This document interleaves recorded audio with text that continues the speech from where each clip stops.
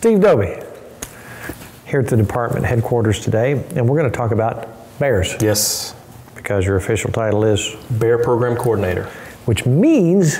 Means my phone rings a lot this time of year is what that means. I oversee our bear program management and research components. Why this time of year you get more calls than others? It's all boils down to the life cycle of black bears. You know, the great thing about bears is we can go all winter and never have many calls because they're denning. Well, that joyful period comes to an end in about March, April. Bears start emerging from their dens, and depending on the year prior, if they enter the dens in really good physical condition, meaning if they just stuff their stomachs full of acorns, they'll come out of the dens in good shape. And this year, fortunately, is one of those years. Many years, however, they come out of the den, they're not in that greatest shape. In March, April, and May, there's not a lot of natural foods out there, a lot of grass, that's about it. And so they're looking for food. Obviously, we encourage people not to feed bears. Give us the many reasons why that should not happen. Bears are first thing people need to realize is regardless of what we see on television, bears are afraid of people. They're not programmed to hang around people. However, they're very opportunistic feeders. So if they come across an easy meal, they're going to go for it. And unfortunately, often those meals are associated with people. They can be garbage, dumpsters, residential cans, pet food, bird feeders, or unfortunately intentional feeding is another problem that we contend with. And it teaches bears to associate people with a source for food or handouts. And they can lose that natural fear of people. And they're just, when it boils down to it, they're incredibly powerful, quick, and unpredictable animals. And so we don't want to create any situation where humans are at risk. And that's what happens. So what is probably the number one call that you get that is so easily fixed by saying this right here? Put your garbage out the morning of your garbage pickup. If you don't have garbage pickup, keep it in some kind of closed structure until you can take it to the dump or the recycling center. You have to get up a little earlier, go out and move that can, but you don't have to spend the next day picking garbage up out of your yard, because that's what's going to happen. These bears, when I say they're intelligent, I mean to the point that they will pinpoint, they'll figure out when garbage pickup is in certain neighborhoods. And they'll create a circuit that they'll travel almost. So this garbage pickup is Wednesday night, they'll hit that place Tuesday evening.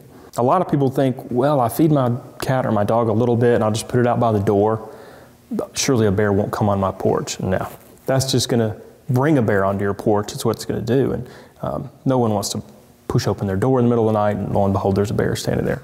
So that's one of the main things. If you see a bear in your neighborhood, maybe take down your bird feeders for a week. With these bears, with any bears, in particular black bears, their life revolves 10 months out of the year around food. And if you can prevent their access to that food, problem solved. 9 times out of 10, absolutely. So what happens then if you have a neighborhood where most people are doing the right thing and then somebody else is fascinated and they're putting out hot dogs and marshmallows and all this kind of stuff right there? If it's a feeding issue, absolutely. First of all, is that illegal? It is illegal, yeah. Feeding bears in Kentucky is illegal, and it's a citable offense. So you can contact us, and if you don't want to, tell us who it is, we'll still more than welcomely take the information, because we can visit that site and provide public education. And if it's a situation where a bear has become very tolerant of people, it may be a bear that we don't want on the landscape. There comes a point in time with these bears' behavior where we have to assess the liability associated with it. And we don't want bears out there that have the potential to walk up to people begging for food, because you never know what can happen. And unfortunately, that behavior is taught to them by people. But now, for instance, almost 50% of the bears, if we have to go trap a bear, only about 50% ever leave the trap. We euthanize a great number of bears, and it's because we feel it's not safe to put those bears back on the landscape. Okay, so as it gets into the warmer days and we get more into summer, what changes can you expect to see in the lives of bears? Well, once we get out of May and get into June, something else very important happens in the bear's life cycle, and that is the breeding season begins. Bears are not like a lot of species that breed in the fall. They actually breed in June and into July, and potentially even a little later. But when this happens, the family units are breaking up already. If there's any still remaining, those females run those young of the year off. So those cubs are actually yearlings at this point. They're a year old. And more importantly, those males, adult males, usually 2, especially 3 years and older, begin roaming, looking for females. That's when they end up way out of the range sometimes. Absolutely. These bears move all over the place. And what happens is they're looking for females. They're traveling all over the place. These more dominant males are kind of bumping and pushing these younger males out of their way because they do a lot of fighting during the breeding season. Displacement is everywhere. Huh? Yep. And so we see a lot of adult males moving, breeding, a lot of subadult males being bumped around, and we have them turning up in Richmond, Berea, closer to Lexington, even Western Kentucky, a handful of occasions. And so the potential is there for them to encounter more people, just simply because they're moving. So that's June is when it's really important to keep an eye on your food, your garbage, and if you see or hear about a bear being around, take some measures to prevent that. And then, it gets a little warmer in July, and what happens, it's very important in July, this is the soft mast. If we have a good blackberry crop, our phones stop ringing. A lot of folks can't fathom that bears would prefer natural foods over a deer feeder, over garbage, but it's true. Now, in years where there's a bad drought or a mast failure, all bets are off. Bears can be moving all over the place. And we urge people to contact us because we do have a lot of bears showing up outside of their core area. And a lot of times when that happens, the people don't know what to do. They're not used to seeing bears. We do like to monitor where our bear activity is happening. It helps us to maybe pinpoint some of these focal centers of activity. And what activity, unfortunately, usually means is access to food.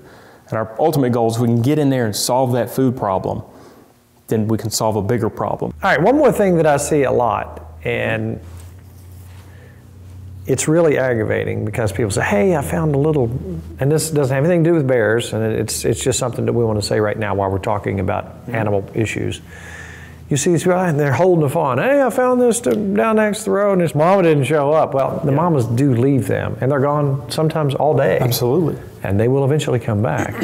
So that is an excuse a lot of time for folks to raise one of these animals, which is not legal, I don't think. You can't legally possess wildlife unless you're certainly permitted for it, such as a rehabber. And we have had instances with bears, honestly, on 1 or 2 occasions. And it's the same with deer. The mother's there. Typically, it's a deer fawn. They just run up on it and very excited, maybe even pick it up. Well, that scares mom away. And so what they're doing is essentially taking that young from the mother. She's there. And we've seen that before. Take those animals back hours later. And lo and behold, mother shows up. Now that numbers are up, there is a hunting season. That's right. And if you already have your hunting license, what do you have to do to get a bear license? Well, we do have a bear permit that's available, and the beauty of these is they're all over the counter. We still get a lot of calls thinking this is a quota type hunt, and the quota exists on the number of bears taken. However, anyone that's a Kentucky resident can legally hunt. So I urge you, if you're interested, go buy your bear permit between now and the fall, and it'd be a real exciting time. We've seen some great bears taken. Thank you very much. My pleasure. Appreciate it.